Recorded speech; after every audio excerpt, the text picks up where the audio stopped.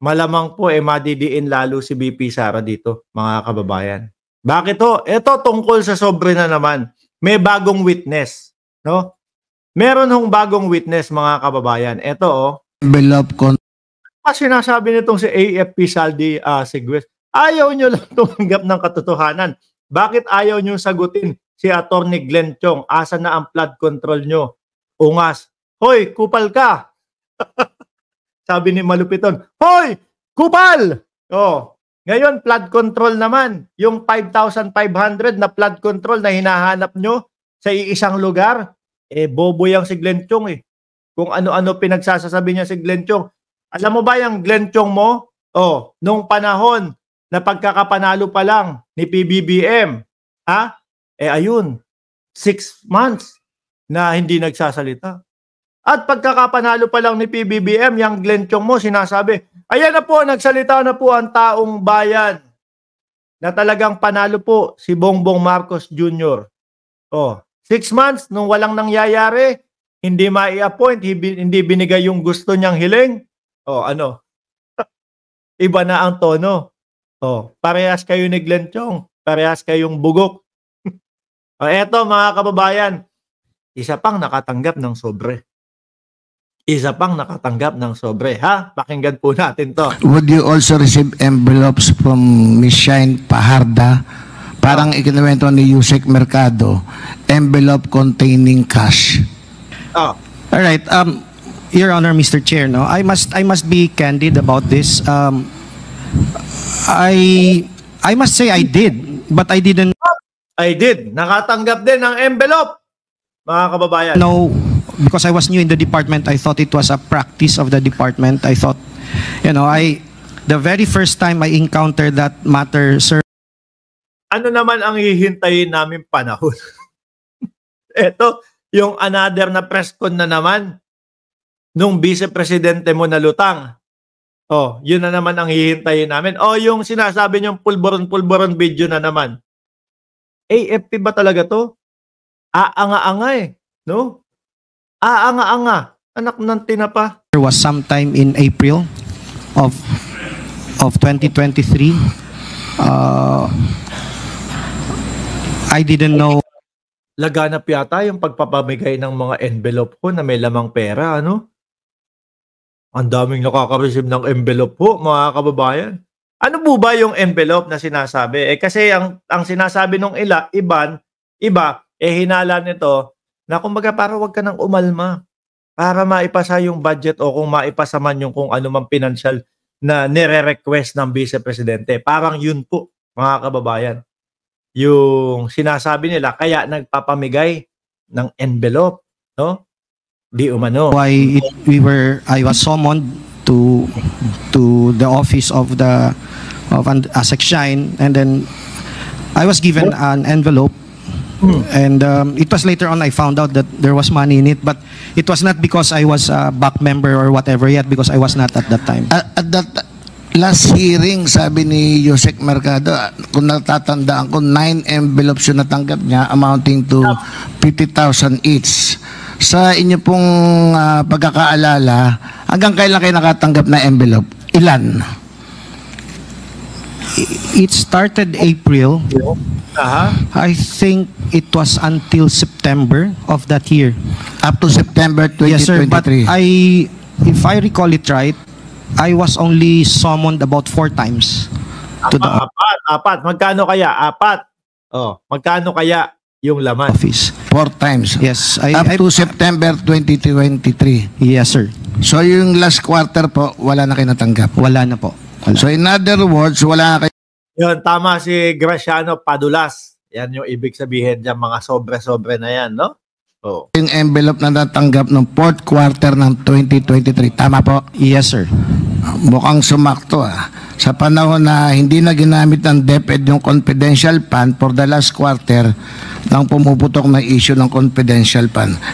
Anyway, Mr. Osias, I think this was also mentioned by the BP na press conference na magkano po pala yung laman? Magkano po laman ng envelope? Kano? I think it was something like between 12 to 15, sir. Hindi ko na... Ay, mababa lang ang presyo nito. 12 hanggang 15 lang daw ho. No, yung isa, 50 eh. Malaki yung sa isa, ha? matandaan yung laman talaga. 12 to 15,000. Very minimal amount, yes, sir. Attorney Ucias admitted that he has received envelopes. Now, I'm not saying it's wrong, no? Can be an appreciation thing or a love gift, whatever it might be. I don't think it's wrong. Pero if that is actually the habit of the secretary to give envelopes to his to her people, I wonder if only Yusek Mercado or you receive envelope. Perhaps Yusek Mempin should also say something about that, or anybody here among the DepEd family, because as I've said, no, when you receive an envelope, there was no thinking that there's anything wrong with that. So, mukhang madami pa daw pong pinapamigayan. Eh, kung mukhang meron 50, meron 12, 15, o baka meron pa nga namang iba, mga kababayan. Sabi ni Big Daddy, low class pa lang si attorney. Kaya 12 hanggang 15 lang, ano? Wala kaming iniisip na masama yan. Just, you know, you're under oath, and just tell us about it, and thank you for telling us that. Yes.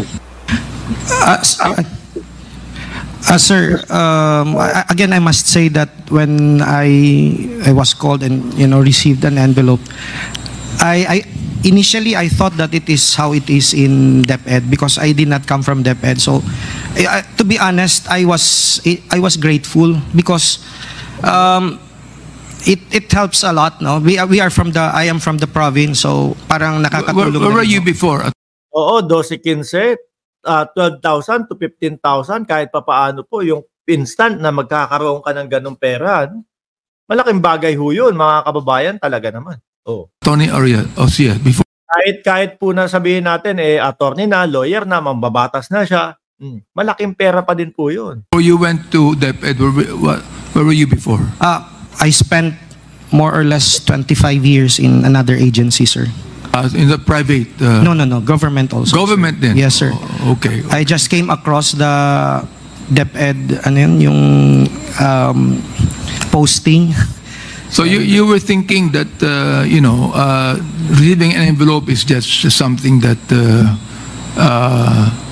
that happens in DepEd once in a while, and you're grateful. I really appreciate that. No, Pero laganap po, mga kababayan, pakinggan naman po natin ang Vice Presidente, mga bossing, tungkol po diyan sa mga pamimigay, no, ng mga envelope. Yung isa 50K, ito 12 to 15K.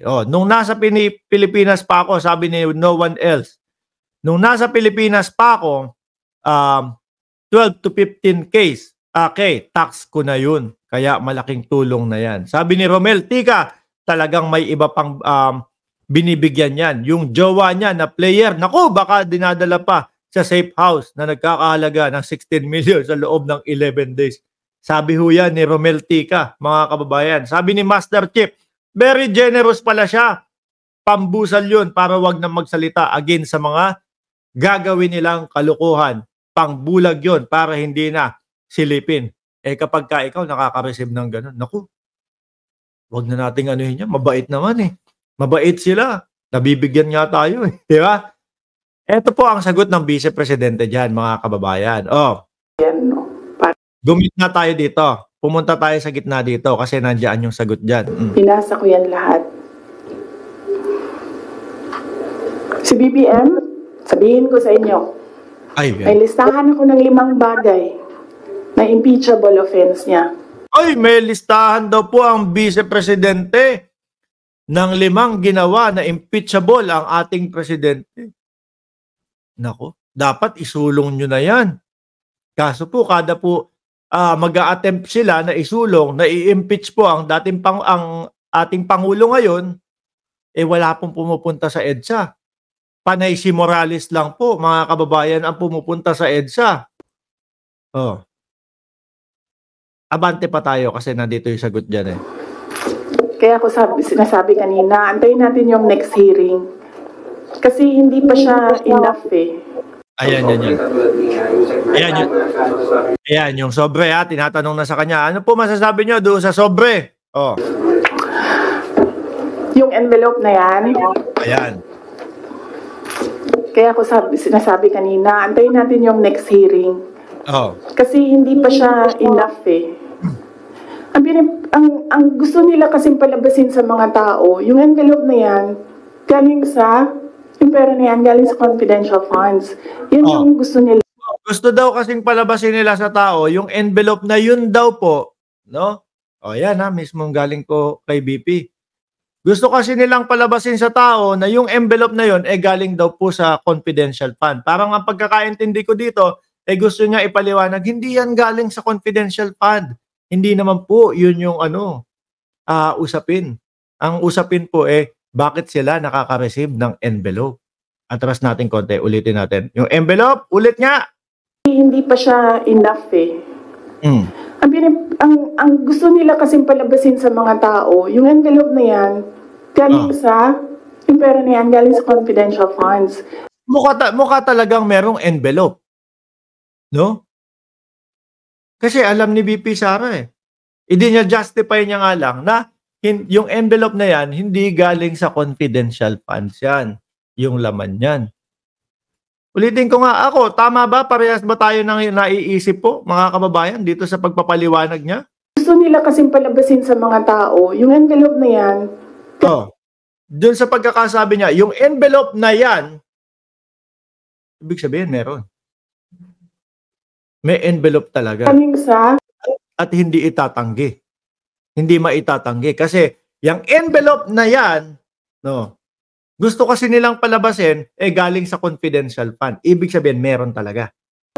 Yung pera na yan, galing sa confidential funds. Yun yung gusto nilang naku, ayan, may tumatawag. portray sa public para yung perception ng tao, hindi talaga ginamit para sa hindi talaga ginamit para doon sa kung saan dapat paggamitan yung confidential fund. Ginamit sa pamimigay. So yun daw po yung gustong ipakita sa taong bayan. Sabi ni Frozen Soul, means existing ang envelope. Kaso di Oo nga, Naku, wala man lang sa akin, BP. Malamang wala. Pero kasi, para sa akin, kulang pa siya. So, inaantay ko yung next hearing. May inaantay. Bago ko... Naku, Madam BP, ito, nag-next hearing na po. Yan nga, may bagong naka-receive din daw po ng envelope. Baka bukas po, pwede na po kayo second round ng inyong press conference para malaman namin mismo. Bago ko pag-usapan yung envelope na yan kasi kasama yan dun sa triangle. Aba, may triangle? Yes. No. May triangle pala, mga kababayan. Hilo na po ako dito. Buti po naabutan ko, mga kababayan, yung press conference, ng ating Vice Presidente, kalahati na. Hindi ko nabuo. Baka kung nabuo ko po, mga bossing, ang sakit sa ulo. Nakakahilong sobra, No. Hindi yan sagot sa tanong mo. Meron triangle, meron pugutan ng ulo, merong huhukayin para itapon sa West Philippine Sea. Ngayon, yung triangle naman. Meron pang kulam-kulam.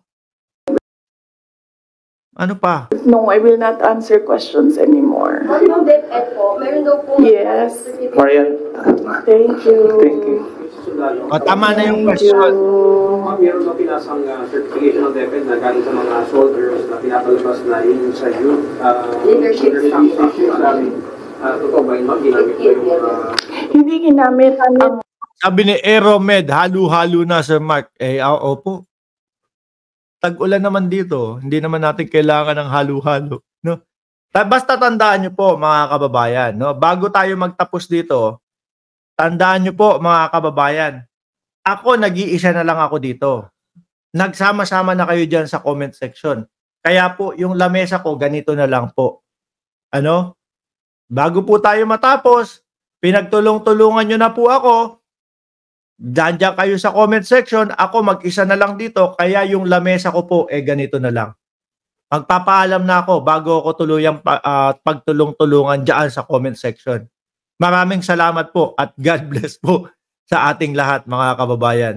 Uulitin ko, no? Mag-isa na lang ako, kaya yung lamesa ko, ganito na lang.